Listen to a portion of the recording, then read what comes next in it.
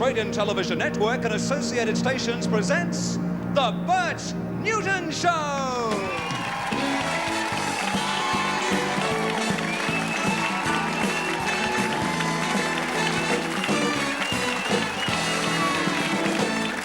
Good afternoon.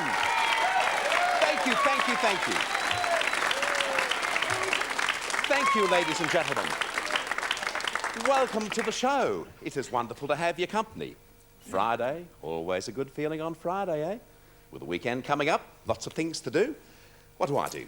Oh, have a couple of drinks with the right people, a couple of drinks with the wrong people, a couple of meals, footy, races, and then on Saturday, I relax. Are you good? I hope you're fine there at home or in hospital or in any home that you're watching in. I hope that you're fit and well and you'll enjoy the show today. Lots of good people for you to meet. I've got to mention that here in Melbourne, it's raining, as it has been for most of the year in Sydney and also in Brisbane. As a matter of fact, in Brisbane, I think they've cancelled, what, 3 or 4 race meetings? I know. I'm looking for an umbrella, which was going to be here. Oh, here it is here. Couldn't see for looking. We're going to do a very clever thing at the opening. In Brisbane, they've cancelled, I think, 3 race meetings. In Sydney, I think they've cancelled 2 or 3 on a Saturday. 2, have they? Well, a friend of mine... What's that? John, you have just done it again. One of these days... Sorry, I get it will wrong. kill this man. I didn't If ever you see John in a restaurant anywhere... Look, just pretend I didn't do it. I'm No, sorry. it's too late now, John. We'll do it the next time we have a rain medley on the show. Please welcome someone we're making a star of in the show. Not him. Ladies and gentlemen, Mark Christian.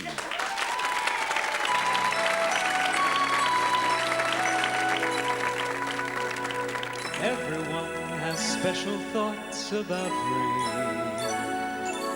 Writers and poets tell it again and again.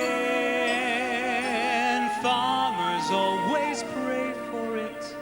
Lovers simply just ignore it. But let me share my thoughts on rain with you.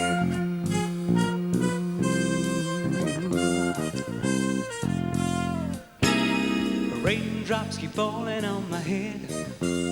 I'm just like a guy whose feet are too big for his bed. Nothing seems to fit.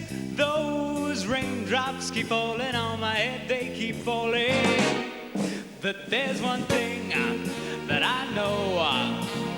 The blues they send to meet me won't defeat me. It won't be long now till happiness steps up to greet me.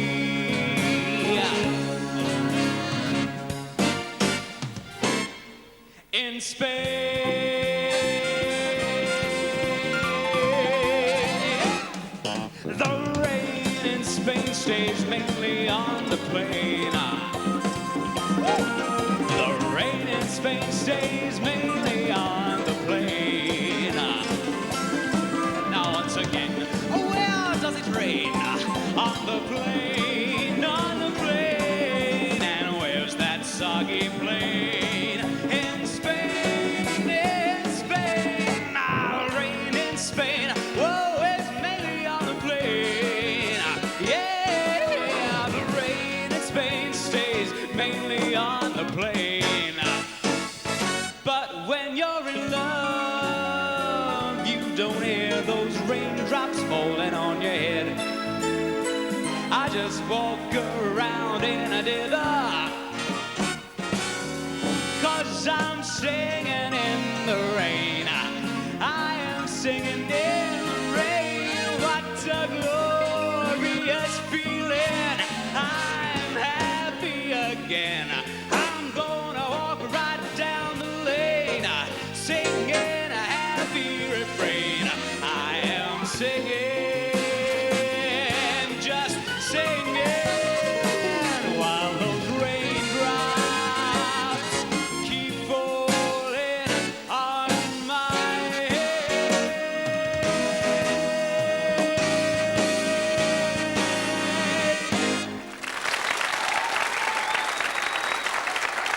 Yes, Mark Christian and a whole group of rain songs.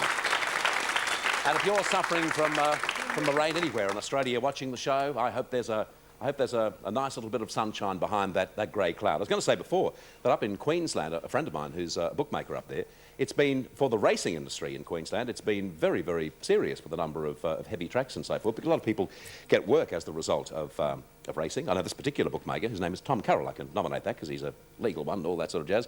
It's taken him, I think, a month longer this year to make $1 million than it usually does. So that's how crook things are. Fans of and thank you, Mark, by the way. Great to have Mark Christian on the show, isn't it? Mark Christian, very talented boy. Here's Mark. Fans of a good soap will remember my next guest as a bit of a ladies' man. He was in the very popular Sons and Daughters series. Able to leap tall buildings in a single bound, eh? I think it's a toilet block. Hi. Good to see you. Uh-huh. I'll if you're mad because I haven't called. I know about you and Jill.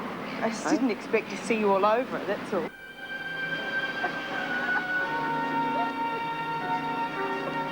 Let's make a deal. I don't know much about you, and you don't know much about me. Let's keep it that way. Boy, it's hot.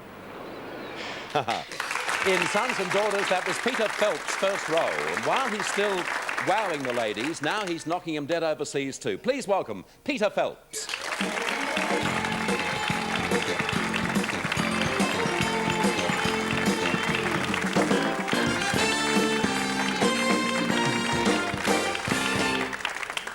What about all those scenes? They're real ladies, man. A highly embarrassing sort of introduction, but that's the problem with television. It tends to haunt you, doesn't it?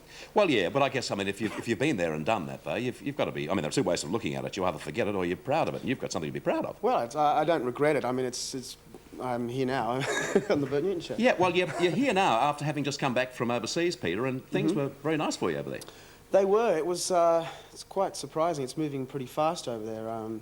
I did a pilot for this thing called Baywatch, which went to air a few weeks ago, and we're now doing 12 episodes with David Hasselhoff, Parker Stevenson, and the pilot rated very highly, so it's all go. The interesting thing about your career and the fact that you've done so much and done it so well, if I recall correctly, you weren't formally trained as an actor, were you? No, it was on-the-job training, I suppose they call it, which I think is the best in this industry. You get up there and you look like a fool, then you just don't do it, you know. And if you work, that it works well, then keep going.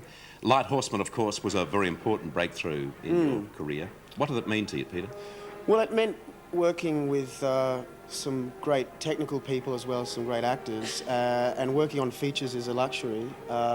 There's a lot more time than television, especially soaps, and just working with those big Panavision cameras and a film that gets sold overseas, and you get exposure over there, and then work generates from that. It's all you know, it's a wonderful thing. Sure. Peter, not wanting to denigrate anyone, but what's the difference in being at a set, say, for The Light Horseman or the series that you're about to do, and, say, Sons and Daughters? Well, Sons and Daughters was done in a very air-conditioned atmosphere. The script was air-conditioned and the people were air-conditioned, and it was all very plastic. But I think feature films are much more a family, although the actors in most soaps I know are very friendly, and they are a family. But on a feature film, you're more, it's more intense. You're there for like 10 to 15 weeks sometimes. You know, as far as The Light Horseman was concerned, we're there for 15 weeks in the middle of South Australia, in the desert in summer. All those harsh conditions tend to bring you closer, and I don't know, it's just a great working environment when everyone is going for the same project. How hard is it, now that you've seen overseas and you've seen the conditions over there and compared them to Australia, how hard is it to really make it in the big time in the US? It's such a complicated thing. It's hard to break in. If you have product and you send it to your agent over there, that's a big step, getting an agent first off. It's very hard because there's so much competition. There's like thousands of actors going for the same job. So if you've got something different or a spark that's of interest to the producer or director, then you've got an edge, I guess. With yourself enjoying that success both here in Australia and now obviously with the chance of making it internationally, what happens to Peter Phelps himself? Is there any real character change that, well, you can't say character change, but I mean, how do you keep yourself together and keep yourself as the man you are? I just stick with the friends I've had since I was 10 years old, and if you start to get out of line, they'll push you around and say, come back to earth, you know. Do they give you a hard time? No, that happened in the soap days when they know that it's my job and I'm going to stick at it for the rest of my life, so they're happy about it. As far as LA is concerned, it's quite difficult because I'm an unknown quantity over there. And you have to prove yourself through your craft, which is fine by me because I'm quite confident in my craft now. And I can get on all right. But I guess if I was 5 years ago, I had the same job in America, it would be a bit awesome for me. But you tell the Americans what to do, and you hear the Australian accent, and they're fine. Do you find it very hard to have a private life? No, not at all. You can always escape. You can always get away somewhere. And there's areas. If you want to do all the first night parties and do all the star trip, then that's there for you. But you know, I don't think you've got a very long life in the industry if you. What would you like the future to hold for you? I think my home is in feature films, and I'd like to do a lot more theatre. I haven't done any for like 4 or 5 years. But I have an affinity now with features, and I've done 8 of them, 2 overseas and 1 in New Zealand, 1 here. I'm 6 here, sorry. And it just seems to be where I'm at the moment. Well, welcome back, and it's good news that you've got this new series. I hope it goes well for you, and who knows, the next time we chat to each other on a television show, it'll be internationally acclaimed Peter Phelps. Hope so. Oh, okay, thanks. Thanks a lot, Peter. Thank you. Peter Phelps. And after this break, our guest is Dr. William Cheung.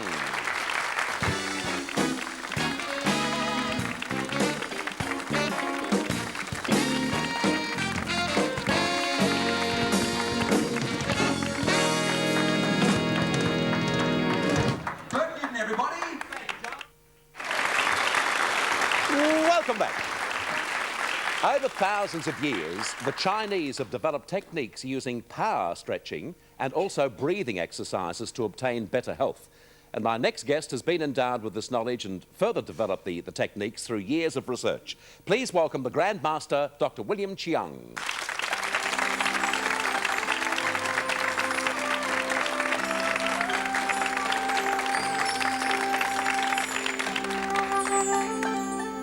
Gosh, that's just so restful, that music, isn't it? Yes. I guess you can use music for your sort of work too, do you? Yeah, relax people. Do I call you doctor or William or Grandmaster? In fact, I'm not a doctor. I'm a martial artist.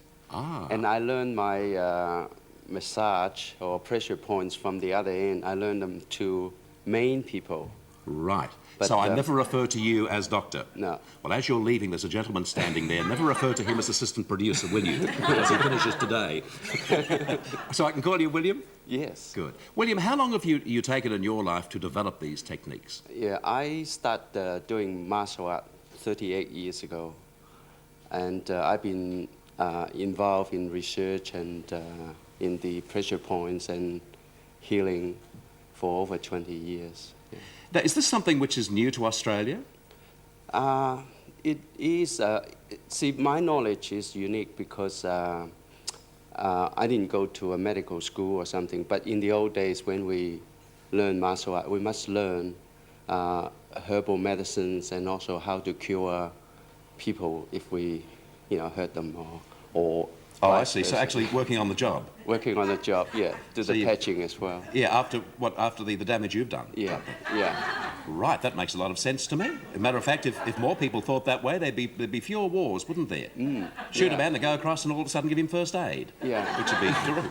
Okay, William, I believe that you want to show me in detail and also physically the sort of work that you do. Is it okay how I'm dressed now? See, I just briefly mentioned that sure. In the last few years I've been doing seminars on stress management and using my technique to reduce the symptom of stress. And a lot of businessmen and people likewise have been benefits from this knowledge.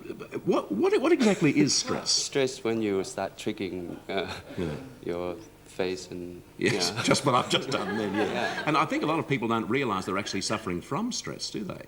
They don't realise that. There's a few questions you can ask yourself that whether you're eating all right, whether you suffer from fatigue, whether you can't sleep properly at night, or whether you don't enjoy sex. Yeah, just normal life. Yeah. Yeah. I think I'm surrounded by stressed people. William, I believe I've got to take my jacket off and perhaps, if you don't, well, I'll just see how far we... Normally, when you're treating a client, how far does he or she have to go? Oh, it don't have to go that far. I mean, see, what I do is I just... yeah, I just do some pressure points, relax you on... What's the matter? Everybody has to have their heroes.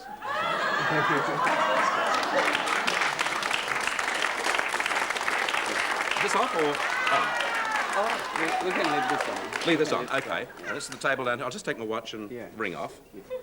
Right.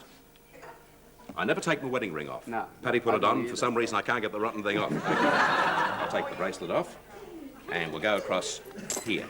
Now, sunny side up or bottoms up, or what would you like? See, I can do your back while you're sitting there. Sure, okay, that's lovely. and I you can talk to the you people can at do home. Comments, right? Yep. And the back's got a lot of pressure points.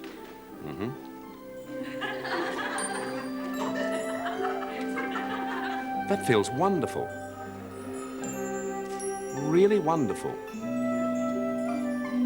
So you let me know if I do it too hard. No. As a matter of fact, it doesn't matter how hard you do it because I like it. Isn't it sad when you reach my age? When he does that, a lot of things jump up and down, but all the wrong things. Oh, lovely. Yes, just explain what you're doing. Yeah, William? I just go through some pressure points to get rid of the tension on your back. There's I a tell lot, you, I tell you what, my stress point is up there. Is that quite normal? Yeah, because see, the point in here relating to your angle, right? So when you lie down here, I'll do your angle and then you get rid of that. Okay. I'm lying down there, am I? Yeah. No. No? Okay. Okay, Yep. what, which way? This way. Okay. Yeah. Hang on a second.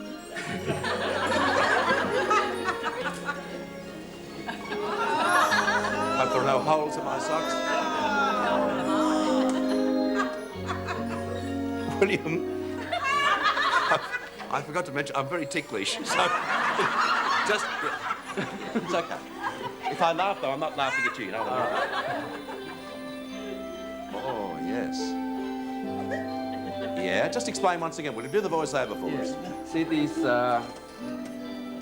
these pressure points, when people have stiff neck or neck a bit sore, it's very hard to get to the neck without hurting it. So we do the points on the ankle. See, in fact, it's very easy to do because it's just right around the angle here. And That's lovely, William. yeah. Yeah, I can feel the benefit up here. Yeah. I'm told, perhaps enough music just for a second, folks, because I'm told, it's enough things for us, but it was lovely though, really beautiful that last one. I'm told, William, that you have the power to put somebody to sleep just by pressure. Oh yeah, it's like a relaxation session, you know, Yeah. and Well, fortunately, I can't be the patient for that one because, I mean, you might have come to some arrangement with John Deeks and you put me to sleep and all of a sudden he takes over the show. So, actually, have you noticed John working today, John Deeks? Would he be a good subject for that? Yeah, he would be good. Come over, John. As a matter of fact, I'd like to come to some arrangement with you, William. So what does John need to do? Get on the table? yeah, just take the jacket off May I? and Yes. get on the table. I'll show you all the things you In should fact, do I for me, can- John. Me. I'll fix that, don't worry. In fact, I can show you how to do it. Yeah! Make bed, please, John. Yeah. So could you please lie down here? Okay. So this is very very soft, you know. Yeah. When you put somebody to sleep, you don't press hard. You actually going to put him to sleep now? Yeah. Okay. Yeah. Yes. Nighty night. Is this a dream yet? Relax, John, relax. Imagine you own the Seven Network. You are drifting off into a warm, wonderful sleep. You can see only blue lagoons. You can see only lovely grey and blue skies and little birds twittering all about. Is he asleep yet? Not yet. Relax, John. Take it easy. Just relax. You can hear only my voice. I love you. Daddy.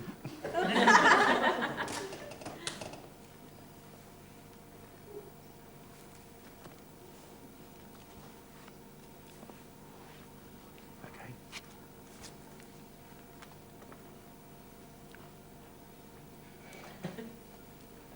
It's very quiet. Won't be very long because we've got to be off by 1.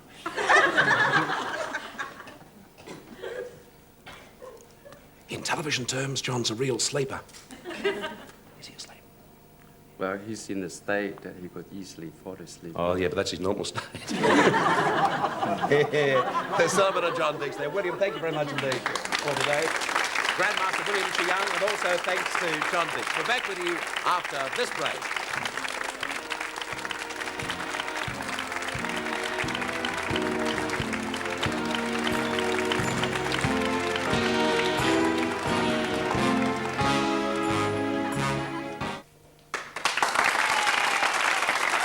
Welcome back.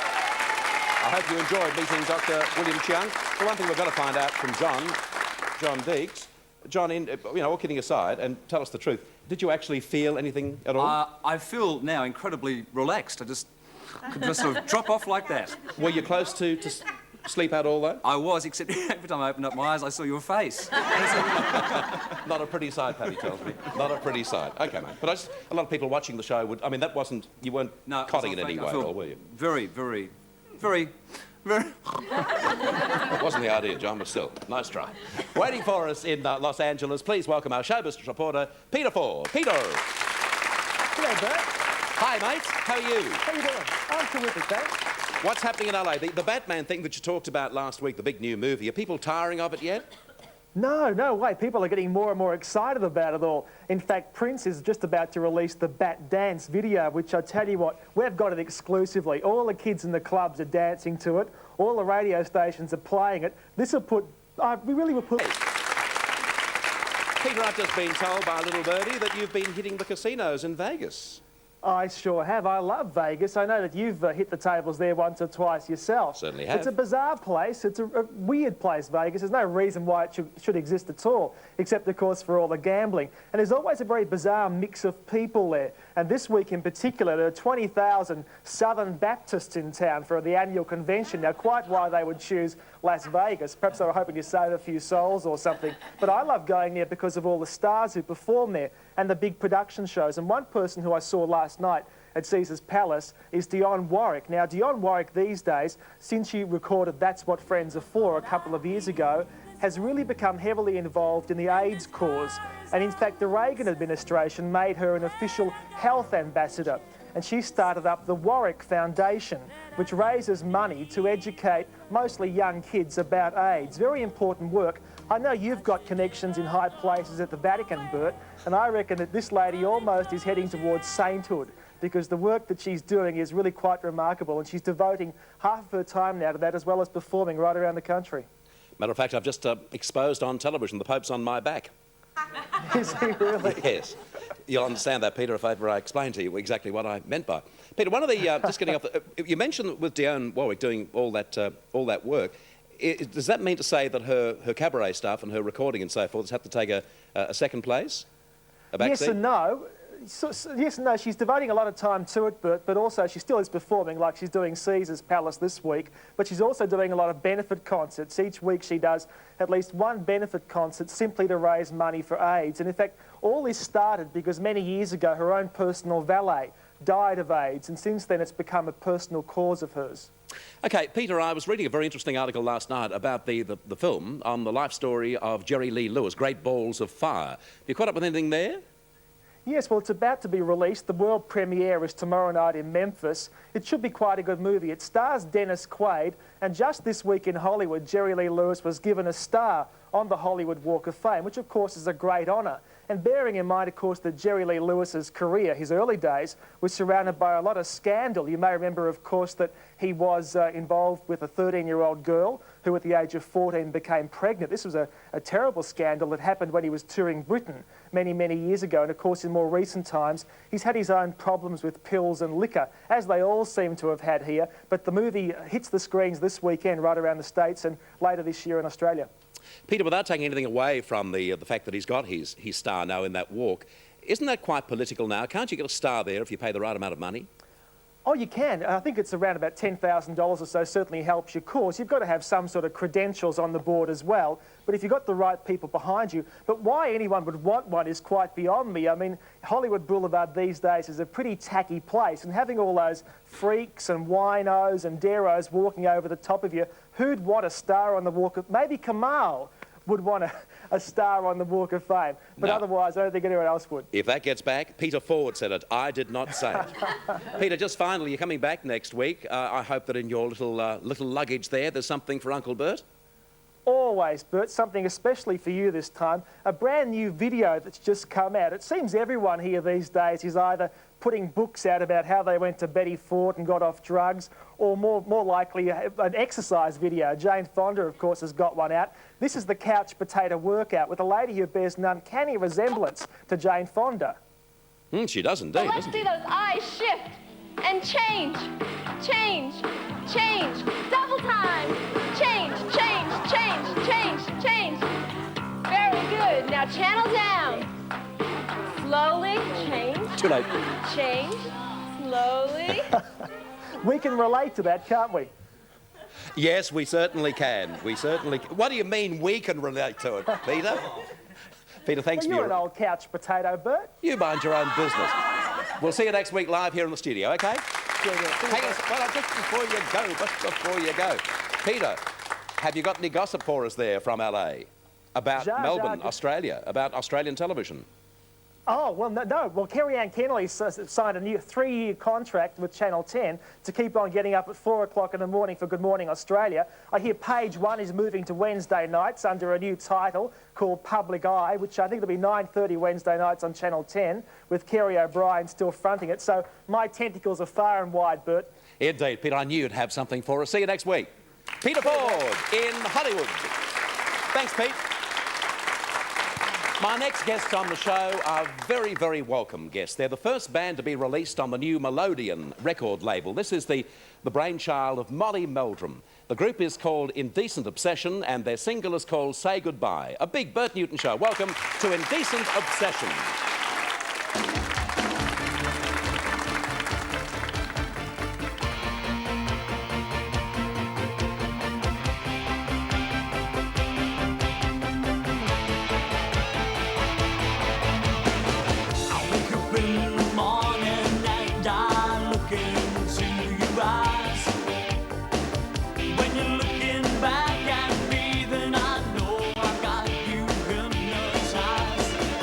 I can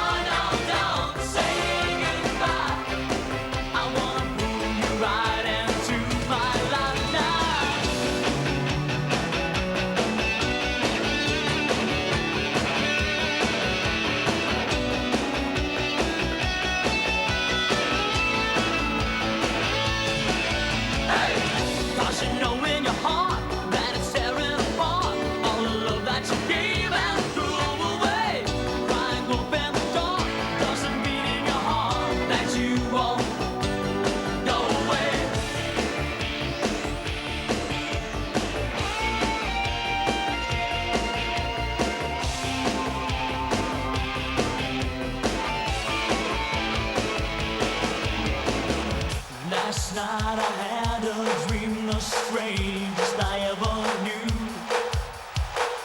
And today I'm hoping that the dream will all come true.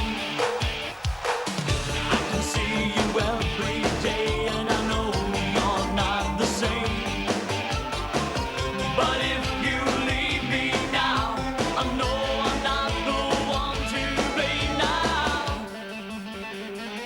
Say goodbye, oh no, don't say goodbye, oh no, don't say goodbye.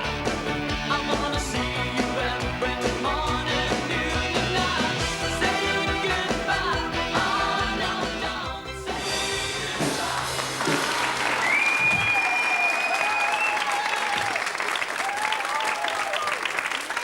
Indecent Obsession. Aren't they great? Peter, what about grabbing one of the boys, perhaps the lead singer, to come over and say hello to me? Because I'd love to meet them. I believe they're going to be the hottest band around Australia. Welcome. Come on over. What's your name? G'day, David. I want to ask you how the band got together. Well, we all left school when we were about 16 or so, and we thought, oh, we'll get a band together. And wrote a few songs, sent away some demos, and Molly picked us up, and here we are today. Well, that's it. Well, knowing Molly's judgment, too, on groups, and also the fact that this is the very first release by his Melodian label, you must be absolutely thrilled. How did he see you? How did he find you? He heard the demo, because like when Countdown finished, he had a lot of time to listen to demos and stuff. And he came up to the Gold Coast one time and said he wanted to meet us. We thought, oh, what's he going to meet us about, you know? And he said, I'm starting a record label, I want you to be the first band. We went, wow, it's great. Wonderful. Well, good luck to you boys, and good luck to very Molly, much. too, with the new label. Appreciate it. Thanks a lot, David. And don't forget, you saw and heard them first here on the Bert Music Show. Back with you after this break.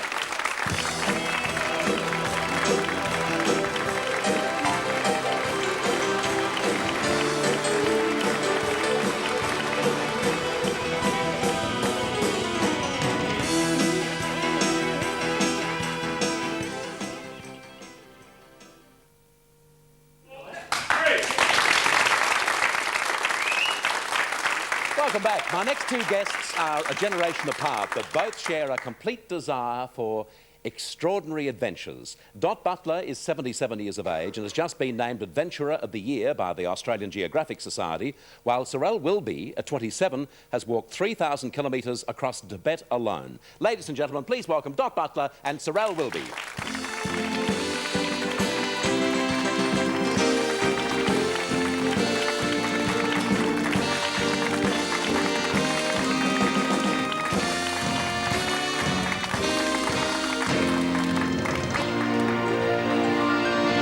I've got to ask you first up. I mean, at least Sorrel gives me a kiss, not even a kiss from you, Doc. We've got to do something about that, haven't we? Oh, yes, yes, yes, yes. Not the first one. Not the first man, I'm sure. It's interesting, you see, to see the age difference, only, I might mention, in theory, certainly not in practice, and to see, because years apart, you have that one desire and that one ambition to be adventurous. What makes a good adventurer, do you believe, Sorrel? Well, National Geographic, when I first went over to work with them, their attitude was, adventure is a sign of incompetence. In fact, they made a little plaque for me and presented it to me. I think their attitude was, if you're having an adventure, you're doing something wrong. But I believe adventure is a state of mind. It's a spirit, and it can be applied to any aspect of life. It doesn't necessarily mean you have to go and climb mountains. I've just recently been married, and that's probably going to be the biggest adventure of my life. But 3,000 kilometres across Tibet, that in itself is quite an adventure, isn't it? It was extraordinary. Again, the adventurous side of things come from mishaps, I think. That's when you really have the greatest adventures. In fact, when we all travel, it doesn't matter how you travel, you always come back with great travel stories, and they're always the ones where something's gone wrong. What sort of mishaps did you suffer? When I started that particular journey, I was really well planned for this whole thing, and I had this donkey, and I'd named it Budget, the joke being if Budget ran away I could always hire an Avis. And my plan was to use this donkey to carry all my gear. So I had bean sprouting kits and a flute and the complete works of Shakespeare and the whole works to keep me amused. And of course, Budget sort of ran away after the second day. And I got left in the middle of the Tibetan desert. There was no Avis? No, it was amazing. I was camped by this beautiful mountain, Gula Manhattan, watching this glorious sunset on this massive, massive dome. And this donkey, I'd been pushing and pulling it for 2 days. It just had a real lust for farting, and that was about all it was good at. That's all it could do. Couldn't move. Yeah. And I was taking bunches of Scotch thistles and saying, please, please move, and trying to speak to it in every language that I knew. And of course, the thing wouldn't get up and go. So What'd you do? I was sitting by this lake this particular day, and I thought I'd get a bit clean and dive in it, break the ice off and jump in. And I thought, oh, Budget, you won't move, I don't have to tie you up. And of course, the next thing I know, I'm watching this sunset and I think, oh, I've got to get a photo of this, and race up to get my camera. And I'm peering through the lens, and all of a sudden this donkey comes flying up the screen. And I just thought, oh, I wish I had a donkey like that. Oh, it'd be so good. And then I saw the rope just going doo-doo, doo-doo, doo-doo. Isn't that lovely? It was my donkey. It was a lovely story. Dot, to you. You've been adventuring for a long, long time now, as to best as I can recall from my background, back into the 30s. Yes, indeed. More than 60 years I've been either a bushwalker or a mountaineer. That picture, if you see it, shows me with a group in the Sydney Bushwalkers called the Tigers. But you're the girl on the left there, aren't you? Yes. And among our members we had Gordon Smith, who held all the marathon long-distance records. He could walk at 7 miles an hour, so I had to run to keep up, and I've been running ever since. Do you ever experience fear, Dot? No, I wasn't built for fear. I made the first ascent of Crater Bluff in the Warrumbungles. That was an unclimbed peak. Nowadays, all the little scouts go up Crater Bluff and dangle on ropes. But myself and Dr. Dark made the first ascent of that way back in 1936.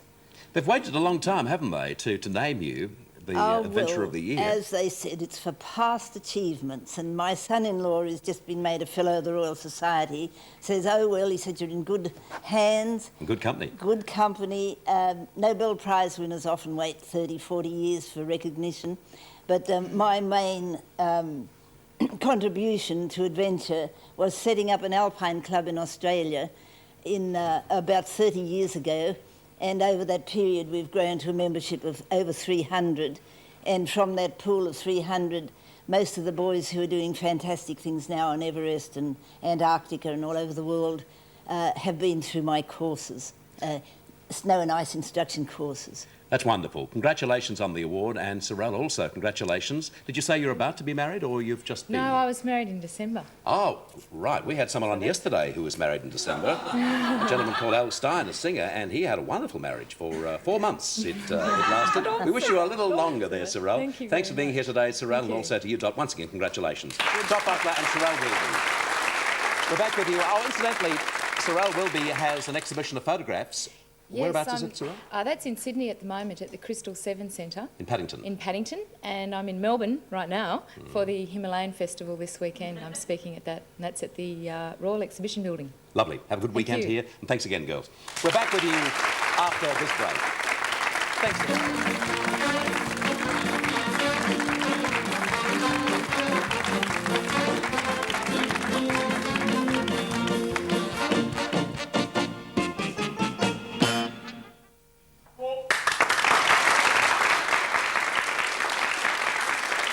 Deborah Dodson is appearing in Big River, which is a great musical, and also she appears in our show, which is good news for us too, and you. Here's Deborah with Waiting for the Light to Shine.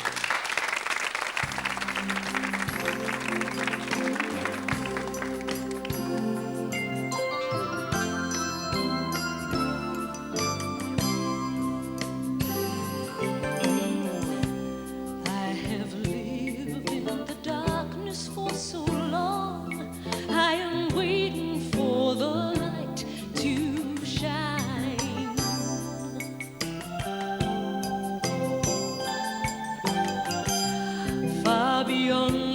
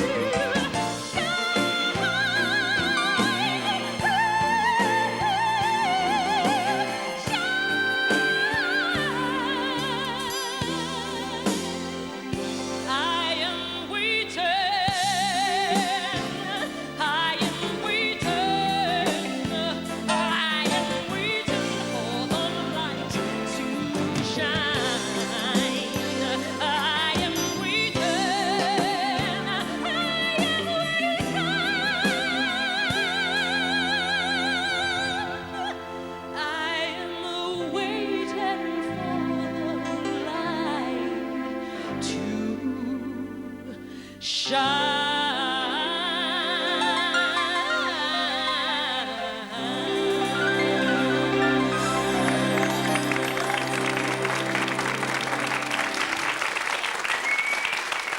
shining for us, Deborah Dotson from Big River.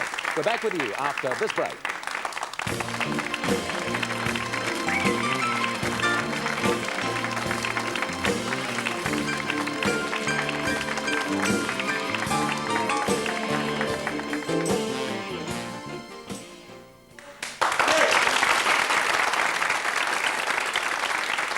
Welcome back.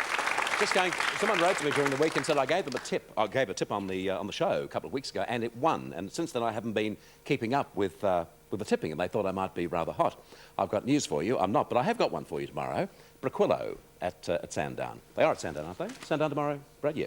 Braquillo at Sandown tomorrow. On more important subjects, during next week's shows, we're going to meet some Butte people. Jeannie Little is going to join us on Monday.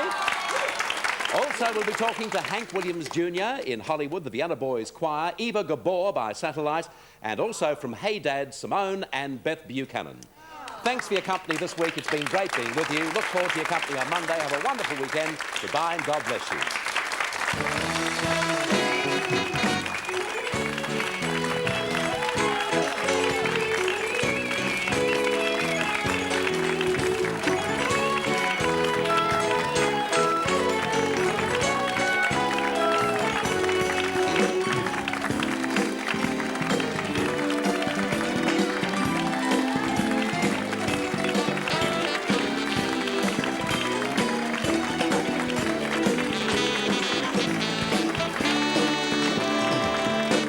When in Melbourne, our guests stay at the Hilton on the Park. This has been a Jim McKay production for the Australian Television Network. The Bert Newton Show is proudly brought to you by Jenny Craig Weight Loss Centres.